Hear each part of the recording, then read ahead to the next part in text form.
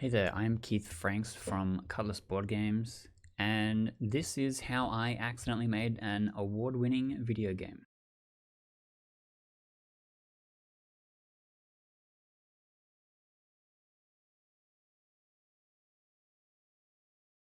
So the first thing that we should probably start off with is that Winning Love by Daylight, the game that this video is about, was a game that was never supposed to be a video game. It was originally supposed to be a board game.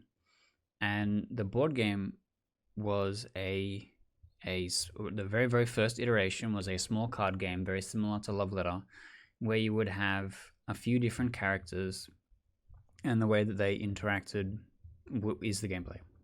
So for Love Letter, you've got characters based on their role within the kingdom or whatever. You have the prince, the king, the guard, the princess, and each of them has a unique ability.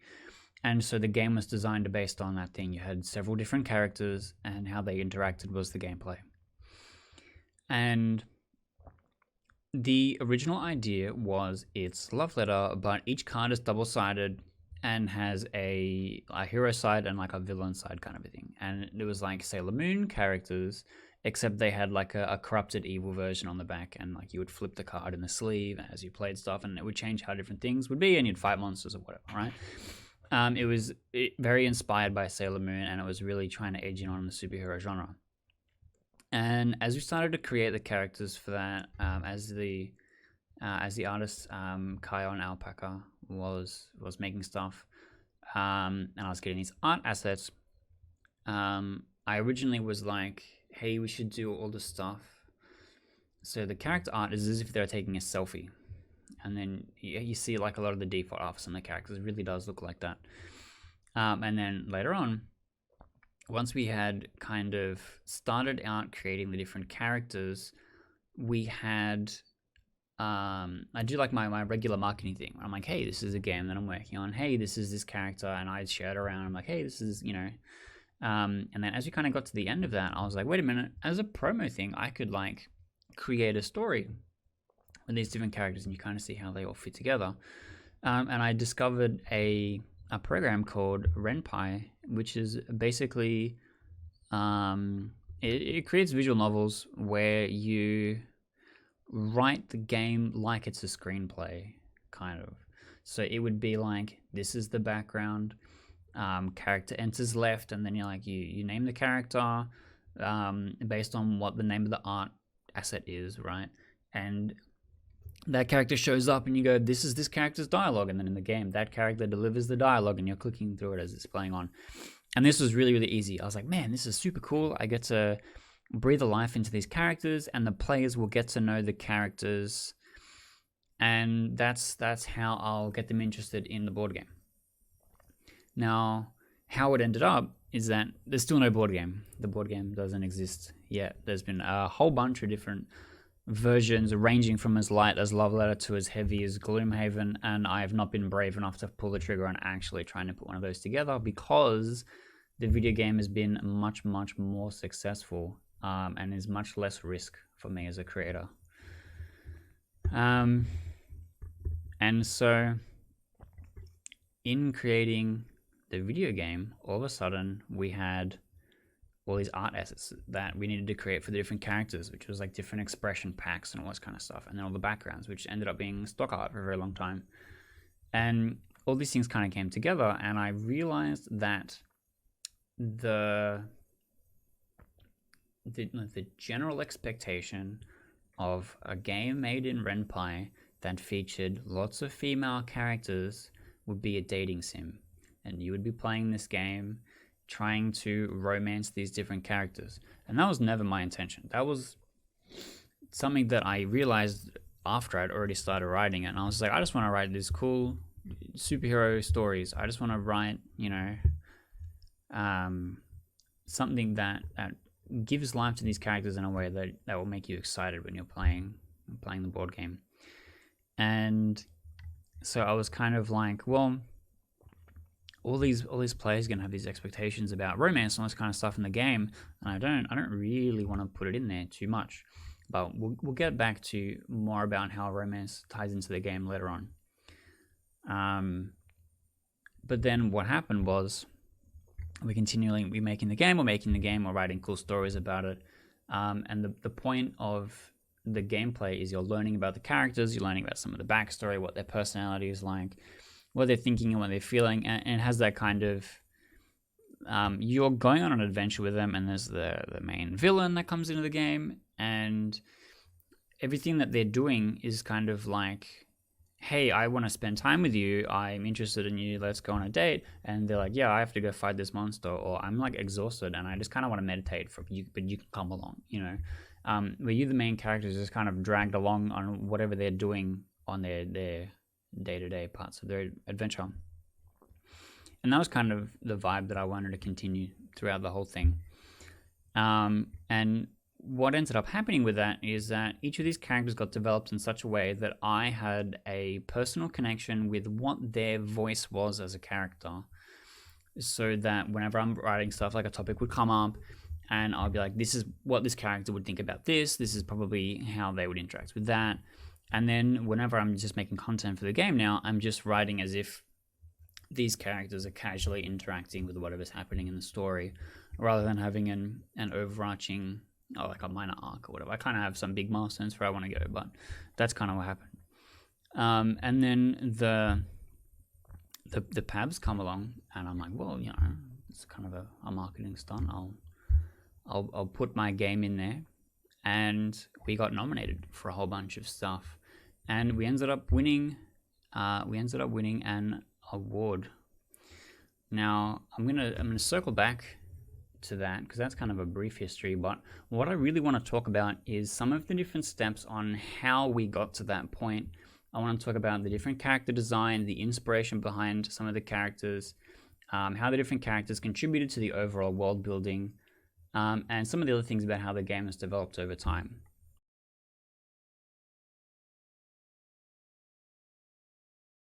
Alright, so first up, we've got Molly. Now, Molly was the last character that was created, but turned out to be my favorite one. I found that she's the easiest to write for, she has the strongest touchstones to me, and I really like the intersection of how her inspirations come together.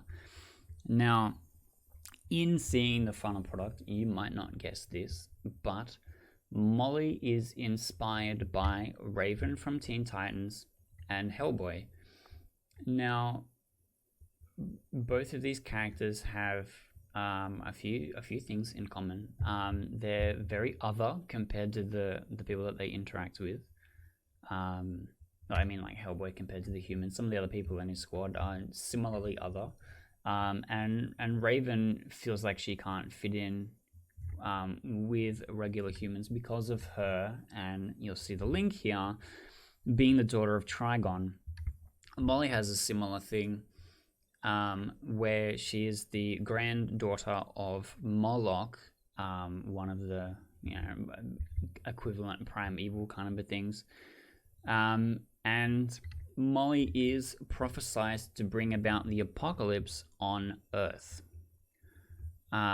which is kind of like a redemption of the bloodline, because the reason they ended up on Earth in the first place was because her mother refused to fight in a conflict, which is kind of like the major thing that they do there in Yala, where they're from.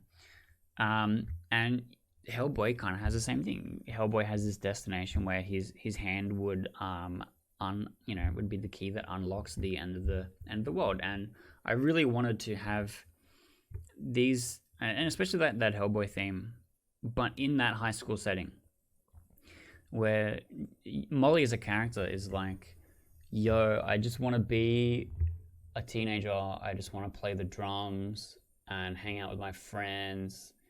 And then everyone around her in her family, like her mom specifically, is like, it's your responsibility to end all of this, everything that, I know that you were born here, but you're supposed to destroy everything. And Molly, who was born in Florida, not in like the hell equivalent or whatever, is like, well, I like it here, obviously. This is my home, I don't want to do that. And that's where the main conflict between her character arises. And it's really easy to write stuff based on that. Now, next up, we have Sophie. Now, Molly being later in the design thing, I kind of already knew that we were going to be making a video game and breathing more of a life into these characters than I had.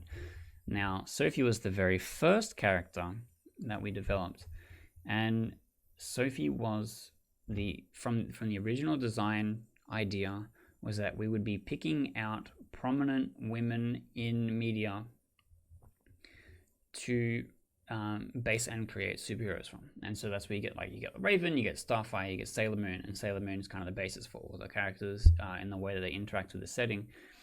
But Sophie kind of derived from the question, like, what if the lo-fi hip-hop girl was a siren? And what if instead of sirens were busy luring men to their death, they were actually just chill as hell? And that was kind of where we wanted to go for that. So Sophie's actual outfit and design is like very, very similar to what the lo-fi hip-hop girl does look like. Some of her backstory is based around some of the information that you would find about that. And over time, the more that her character has shown up, we've been able to add more to this than that original idea. And see more about her family, more about how her powers actually interact with the world, what she would look like at full power, and all this kind of stuff that came later. I'm going to talk about that a bit more when it comes to the reception from the fan base, which we're going to cover right at the end. And next up, we have Maya. Now, Maya was one of my favorites. She's inspired by a bunch of different characters. We've got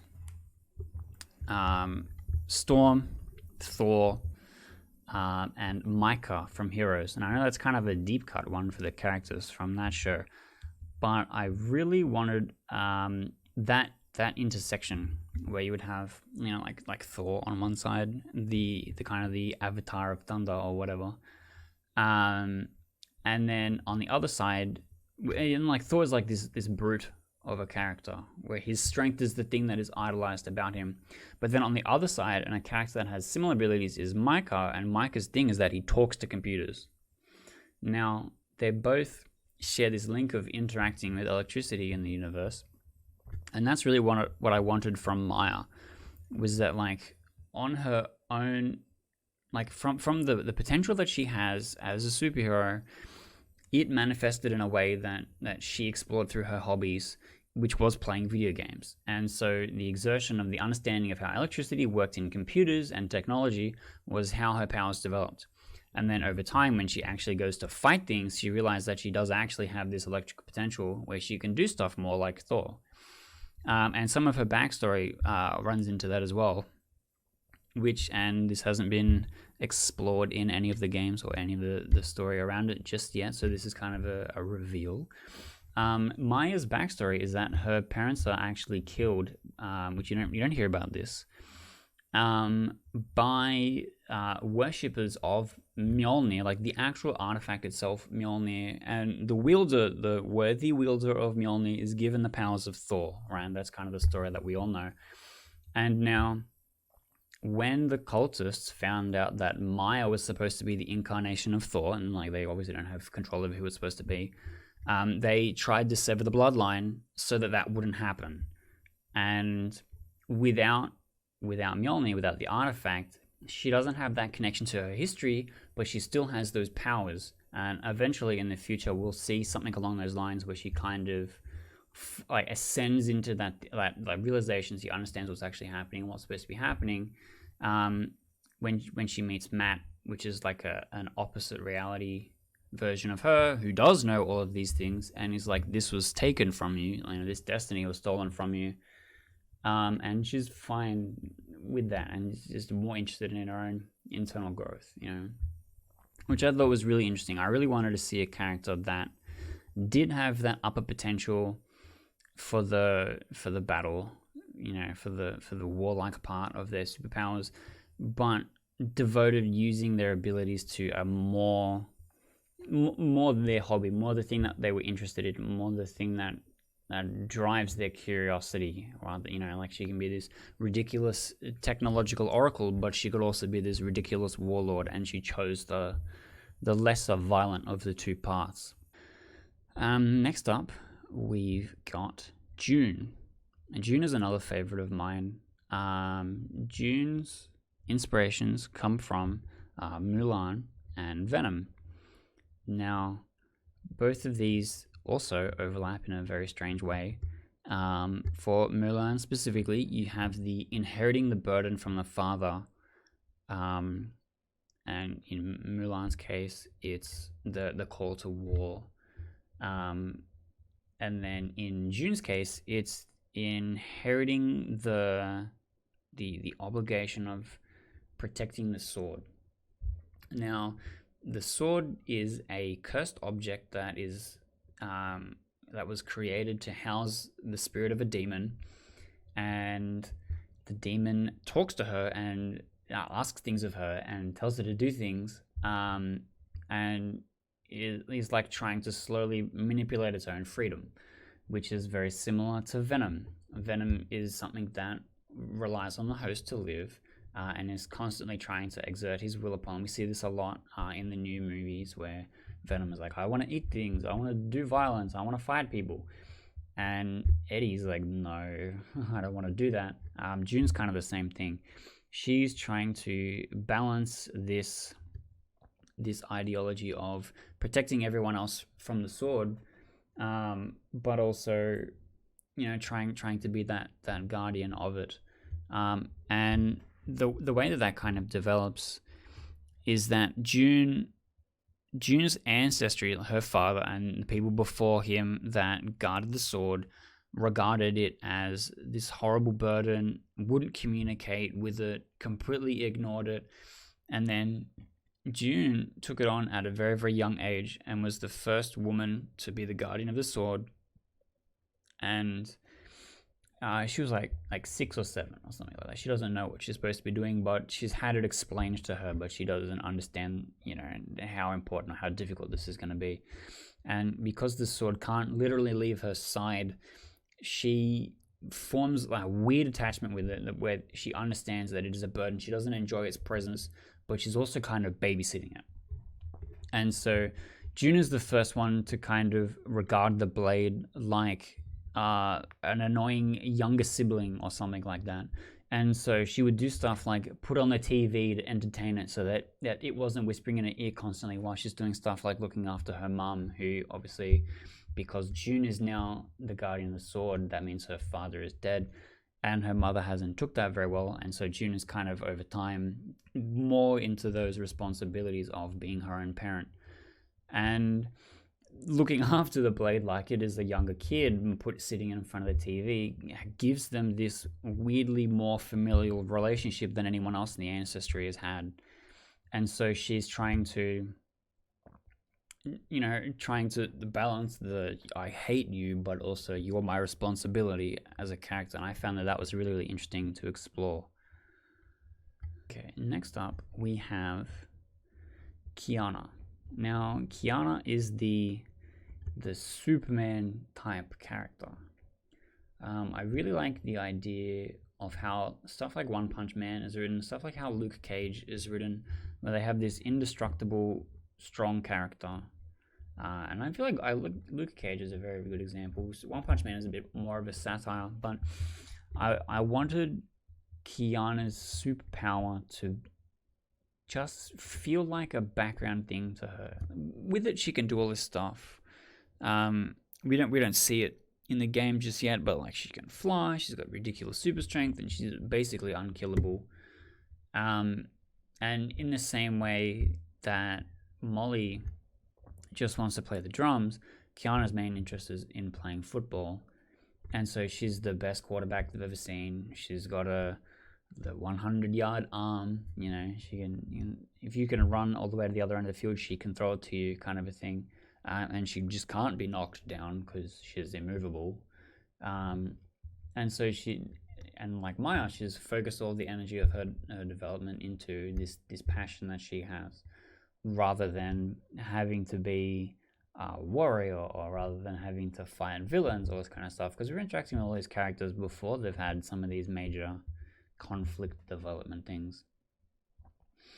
And so the main inspiration for Kiana in that is Superman in Smallville, because, and you'll probably start catching a theme here of the teenage superhero, where in Smallville that's really that vibe that we get of the stakes are a bit smaller, but these characters are trying to juggle going to high school, maintaining a secret identity, and also being a superhero, and also navigating friendships and all this kind of stuff. And Kiana becomes a very popular student because of her, like the head jock kind of a thing, where she's celebrated for her football success, and like a lot of the school pride is tied around that. And then she's, just also trying to have friendships and stuff on the side and juggling all these things already, because her main friendship is with Emily, a character we will get to in a second. And then she also has her different friend groups, from like the football team and stuff like that. And then she's juggling already the different high school responsibilities. Like, oh, am I going to get a scholarship to play football? Or am I going to get on the hero list where I'm a hero full time? And then villains show up and attack and stuff like that. So it really is trying to, get on that Smallville thing, but also getting similar with that original Sailor Moon vibe. And then next up, we have Alana. Alana is an alien compared to all these other characters.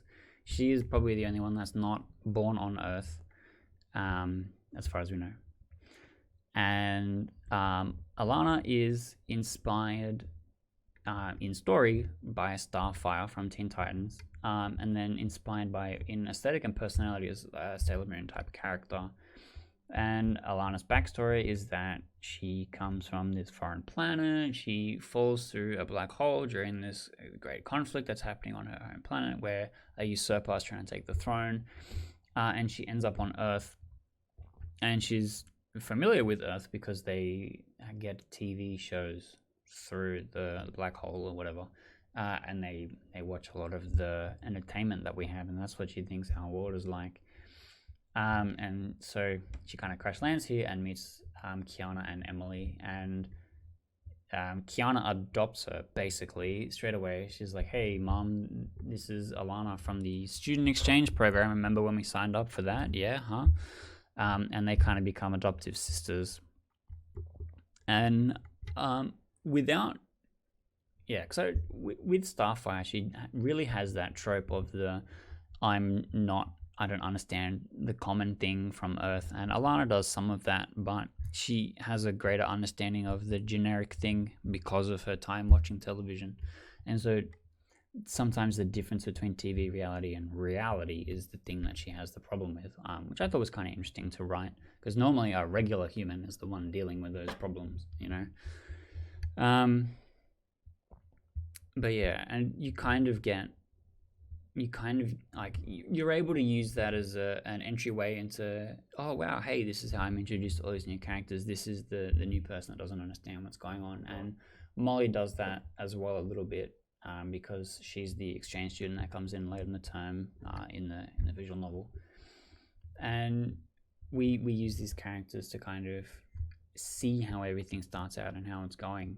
And Alana's good for that because she's very interested in learning about her new home. Like she's already comes to the realization that she can't go back to where she's from, and she really wants to try and settle down and get comfortable here.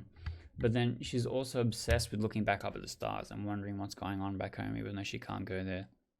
So she has a lot of this kind of the astronomy interest, and the Kiana buys her a telescope and all this kind of stuff. Then we have our seventh character, which is Willow. Now, Willow is another one of the early characters designed where I really wanted to just... and I think this was before we knew it was going to be a video game. And I was like, I just kind of want to hit a bunch of different vibes real quick. And I wanted a plant mom character. It's like literally what I said in the original DMs. Like, this is kind of what I'm going for. And Kai had sent me a bunch. She did a sketch panel, which I'll show up on screen, which had a bunch of early concepts for some of the characters. And you can see up on there is Emily, Alana, and then Willow in their original designs. And we have a fourth character on there on the left, which didn't end up being turned into anything. We ended up scrapping that. And then you can see the original Willow design, which ended up going in more of a dungaree direction, where she's wearing overalls, she's out in the garden all the time. And then Kaya came up with the idea of putting like a sapling. Well, that's what I described it as. She just wanted to have a plant in the overall top pocket, and I kind of described it as like a sapling familiar. And so the idea of the forest spirits was created, and how Willow interacts with the forest spirits, and they kind of come to her for help, and she's like, "Oh my god, I love plants. I would do anything. I would do anything for you guys." And that's, we introduced a Topi, which is the short for topiary, which is the kind of the spirit that drives a lot of our interaction with those characters. And Pecky, which is like a mentor type figure, is the head forest spirit thing, who actually has dialogue and stuff. Topi doesn't actually have any dialogue and stuff. And we see like a lot of those characters are how we get a call to action with some of the story, how we get a little bit of development about the back parts of the wall that we don't directly see and stuff like that. And so what started off as a very, very one-dimensional character suddenly turned into something that evolved into something that became absolutely critical to the world building and how the world all came together. And then lastly, we have Emily, who we've already heard a bunch about so far. Emily is the Sailor Moon character. As you can see in her design, she's got the twin tails. But I also wanted to have her as more a Sabrina the Teenage Witch proxy as well. So you see, it kind of turns out to look a bit more like a goth version of Usagi from Sailor Moon, which is great. That's exactly what I wanted, pretty much. And her abilities is that she conjures ghost fire. If you've seen the main menu art from the video game, which I'll show up here, she conjures a gigantic will-o-wisp T-Rex, which is super, super cool. And it's something that's inspired by her little brother. He's like 6 or 7 or something, and he's obsessed with dinosaurs. And she's like, "Oh man, I have to make a big fire thing to fight the bad guy." She's like, "Oh great, I'll just make a T-Rex, and I'll ride the T-Rex into battle." Which is one of those things where you're like, it would be really stupid if we did this, and then it's actually really cool, and you just kind of go for it. Which was that, right? And she kind of functions as the leader of the gang. Okay, so next up, the next thing that I did want to talk about is world building, and how each of the different characters contributed to the greater universe of Winning Love by Daylight, how they contributed to building the different blocks of what happens with the greater stories, right? So the first thing that I did when I was putting a story together was I created 4 milestones. And the reason for the 4 milestones was that it matched what the board game gameplay was like at the time. We had evolved beyond the original Love Letter prototype, and we were looking at more like a mid-weight Euro game where you would fight monsters and you would level up your characters by using memories from a scrapbook that would make them stronger, different things. If I have a picture, I'll show that up here. And then the 4 arcs. Each of the 4 arcs needed to correspond to a villain that you would fight in the game. Rather than just having one villain in the game, I wanted to have different ones. So we had 4 villains in the game, and in advance, I needed to know how they interacted with each of these different characters. And so the 4 villains are Skeleton King, Moloch, Amnath, and Mekra. And then how all these characters interacted with the game shaped some of the world in itself. So we'll start off with Molly. So Molly represents a connection to a place that isn't Earth, in the same way that Alana does. Molly introduces the Trinity of Realms that comes from a predecessor game named Cutlass. That's where we get the company name from. That's where we get all this kind of stuff from. And the Trinity of Realms is Earl, Yala, and Wella. Earl is Earth, named for the type of ground that we stand on. Yala is named for the fire because it is a realm of mostly volcanoes and lava. And Wella is what you would imagine an entire universe is, where except of empty space between planets, it's water. And Molly's heritage comes from Yala and is exiled to Earl. And so now all of a sudden we know about the heavens and the earth and hell and all this kind of stuff, right? Which in this is a bit less like that. It's a bit more like earth, hell, and then mega hell. But that's what we get, right? We have this representation of mythos that exists. And in that, Molly, her mother, Isabel, is exiled from Yala to Earl. And the only way to redeem herself is by bringing glory to Moloch. Now, Moloch is one of our 4 major villains, who is a demon equivalent. Demon is a slanderous term in the universe, but Moloch is one of the big bad guys from Yala that wants to erase Earl for his own conquest, and that feather in his cap kind of a thing. And then we've got Emily. So Emily, her family, her mother and her aunt are both witches. That's where she gets it from. And they run a tavern, which is similar to what the Leaky Cauldron was explained to be from Harry Potter, and you see this in the first movie, they leave regular England, they go to the Leaky Cauldron, and the Leaky Cauldron is like a haven for magical people in the regular world. And that's what this place is like. It's called the Pickled Skunk. It's a tavern, basically. And it functions like a hotel for people traveling through, because where this place is set is relatively regional. So the inn is kind of like this sacred space kind of a thing, where you are safe and protected by other magical beings while you are here moving through this place. And that kind of functions as the treehouse for that, right? And then the link to one of the 4 arcs was the Skeleton King. The Skeleton King was supposed to be Emily's major development moment, where she goes from being able to conjure ghost fire to being able to going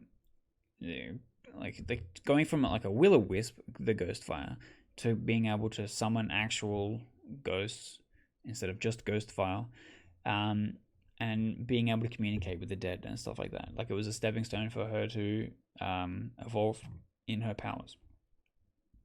And we've already seen the Skeleton King. He's the villain of episode 1 and 2, which is kind of the first arc. And then we have still 2 other villains. We have Amnath, who is the usurper of the throne that kicks Alana out of her home planet. And he's a conqueror of worlds. He's originally a rebel that tries to, overthrow the throne, and then decides that once now he has it, he must end the bloodline to complete his claim to the throne. And so he's like, well, if Alana, the princess, is going to be on this planet, I might as well conquer that whole planet while I'm there. And then he comes and has this great big, alien versus Earth conflict, which is supposed to be the very, very last arc. So if we do get there, it's going to be a while away.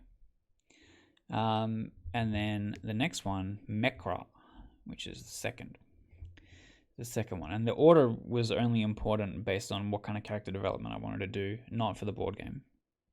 And Mekra is a giant robot created by Matt, who is Maya's alternate reality self. and he creates mecha in the same way that Maya's interest in computers comes from her abilities, Matt's interest in robotics comes from his abilities, and he creates mecha and accidentally ends up in a different universe. It happens. And Maya, through interacting with Matt, learns about her backstory, how I got her, what her parents were like, and that's like a major development moment for her. But it's also like the greatest catastrophic threat that the team had fought at that point, because the Skeleton King is pretty low stakes. His beef is directly with them. He doesn't care really for anything else. He's like bent on what he thinks is revenge. And Mekra is like indiscriminate destruction. And then once they stop Mekra, they realize what and why it was created and why Matt's piloting it and what his beef is and all this kind of stuff. And there's like this big internal conflict because some people are like, yes, Matt can be redeemed. Some people are like, look, Matt is literally just your evil twin and all this kind of stuff. And so there's this big internal conflict between the team. And so because of the way the board game was designed, it created all these really interesting story elements for the video game. Where I was like, well, we need to have a bunch of villains. We need to know what our settings are going to look like. We need to know how these different tropes fit into all these different things. And then the last thing that I want to touch on is the reception from the fan base. Now, the reception from the fan base was very, very different from what I expected. Because I had the understanding that people would see this as a dating sim game, see that it has a predominantly female cast, and they would be really, really interested in the romance aspects of it, and it would have a predominantly male fan base. That was what I was expecting going into this. And I'm like, that's fine. I wasn't creating this with the intention of developing a specific customer base in the way that how it's turned out. I was developing it because I wanted to have a story that would go alongside the board game when the board game comes out, and I would be marketing the board game to board gamers. So I wasn't specifically targeting a target market in that. And the target market for Sailor Moon is like women 27 to 33, whereas the target market for dating sims and stuff is like men. Right? And so I was really surprised when I found out that predominantly the fan base that I'd culminated was young women. And part of this was because the game was initially released on Steam for free, so anyone that saw it and was interested could try it out and could come and join the fan Discord that we have. And the fan base that developed over time was constantly young women, and a lot of them were LGBT. And the original romance ideas that I had for the characters was almost non-existent, pretty light. I thought maybe I'll be really brave and we might have hints of a romantic couple between Kiana and Willow. This was the original ship, right? Because I really liked the idea of how their personalities contrasted with each other. And now if you play the game, you just won't even get any hint of that because those characters don't even talk to each other, I'm pretty sure. But then when I'm talking to the fan base about what kind of stuff that they like with the characters, they were like, oh, actually, we totally ship these two characters like Kiana and Maya. They're like rivals to besties to lovers and all this kind of stuff. Like all these other little different ships and stuff like that. And that's how we got Emily and Molly. In the end, that is the canon relationship that we have in the current era, where Emily kind of becomes this comforting ear. Well, like, Emily's personality all the time is really, really flirty, and it's kind of the first time that Molly encountered someone that was like that wasn't like her mother, who you could accuse of being a succubus based on how her powers work and how she interacts with humanity.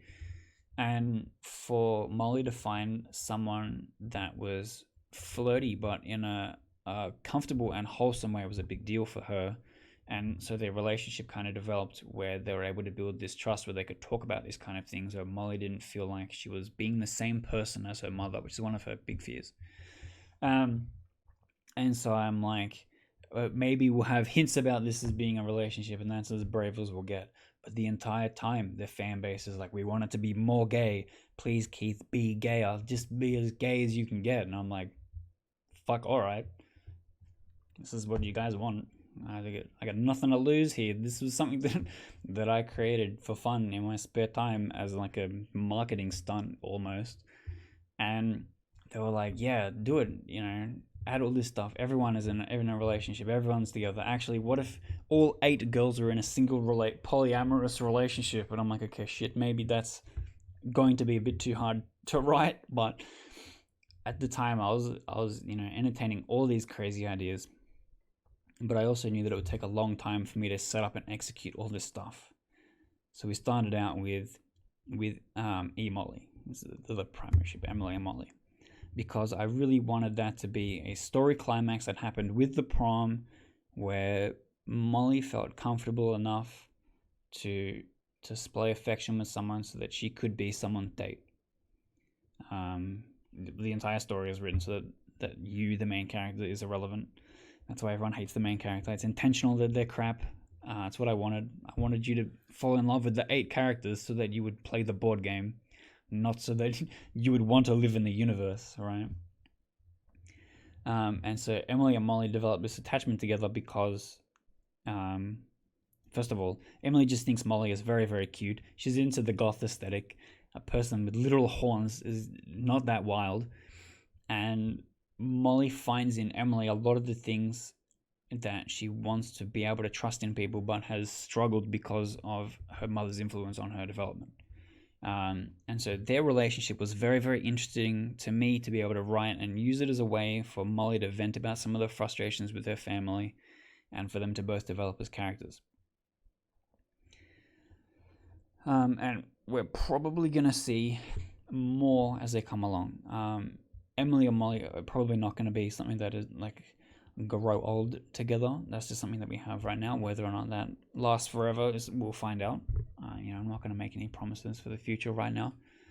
But there's a key scene between Emily and Molly where they're kind of having a hug on the couch after a very stressful day. And Molly confesses to Emily about how she got to where she is. Molly wasn't always a tiny girl.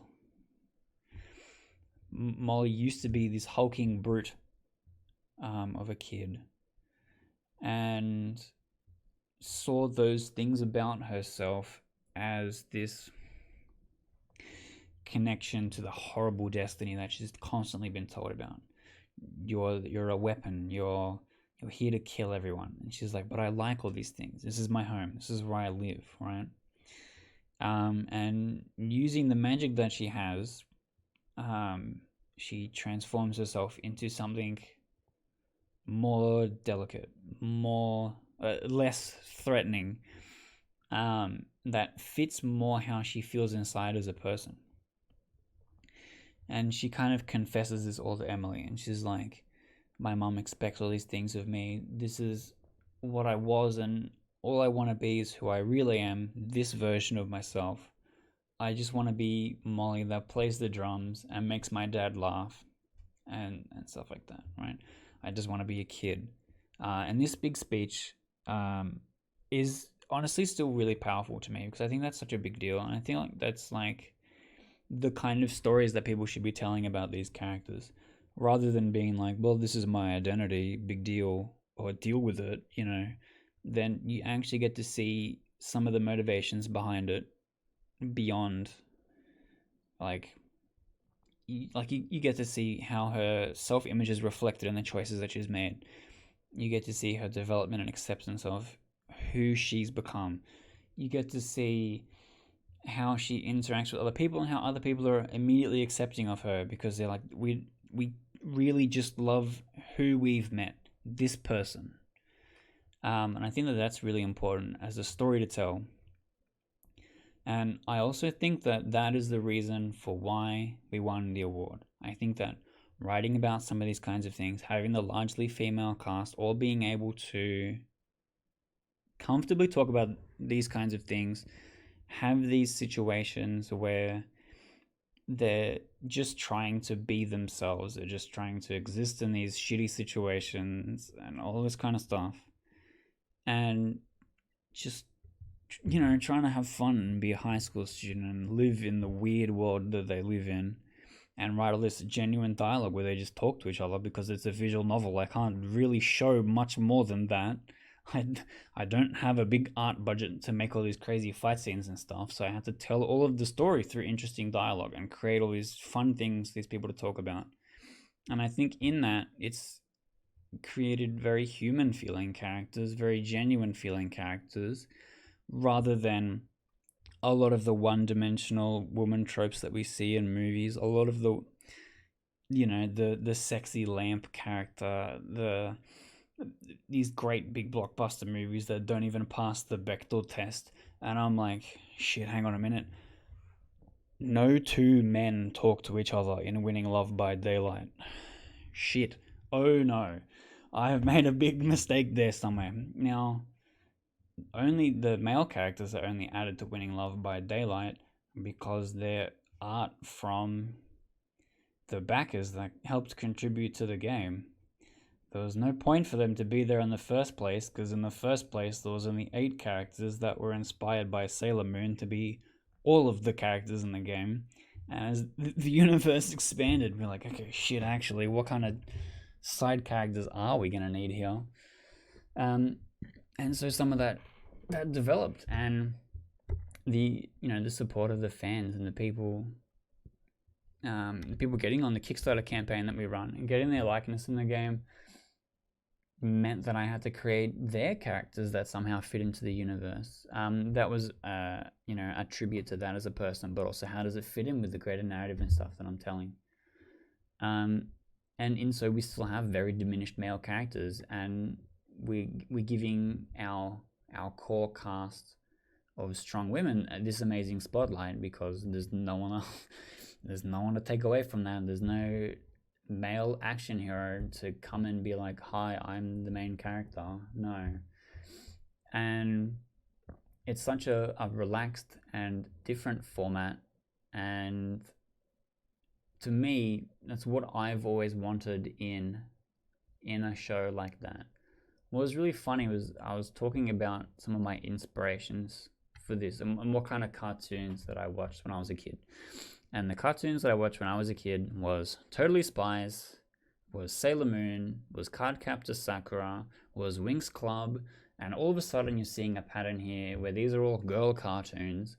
And I found that I was enjoying watching them more often because the characters were developed better. They were put in interesting situations where they talked to each other, and conflict resolution wasn't done just through violence. Now, if you look at some of the other stuff from memory that was running in the same kind of time slots, you had Dragon Ball Z, where literally everything is about people hitting each other, and I found that got very, very boring very, very quickly. And Yu-Gi-Oh!, which was censored in such a way that people weren't murdering each other, but you kind of got the idea that that's what was happening when you were sent to the Shadow Realm. And yes, while I did love Yu-Gi-Oh! It's a great show and game, that it felt like a lot of the characters were one-dimensional. Let's look at Tia or Taya or whatever it is, who is one of the 4 main characters that has like 1 line of dialogue in the entire show. Or Mai Valentine, who's literally a joke. Her character design is a joke. Her name is a pun. Like, how is that giving respect to any kind of a character if their whole existence is a joke? And I just found it very difficult to get engrossed in these worlds and these kinds of things when they were just so violence focused. There was no real story to tell here other than hitting each other was the solution. And I feel like you can see a lot of that shows up in Winning Love by Daylight, where everyone's just trying to talk about stuff first. The main character tries to talk the villain down into not killing everyone, not ruining the prom. The Blade, who is in his own right a villain, tries to talk down the villain because he's like, look, dude, I got a good thing going here. I'm playing the long game. I need you to not mess this up for me. And this is all very different and the kind of stories that I wanted to be seeing, and we still don't see. We don't see this stuff in the Marvel universe. We don't see these kinds of stories show up, and it does feel like it's heading in that direction, but it's not stuff that we're seeing yet. And I do feel a little bit let down that we don't have those kinds of things, but that's why I think I ended up accidentally winning this award with a marketing stunt for a board game turned into a video game that was actually a development project that lasted a year and has over 100,000 words in it. And yeah,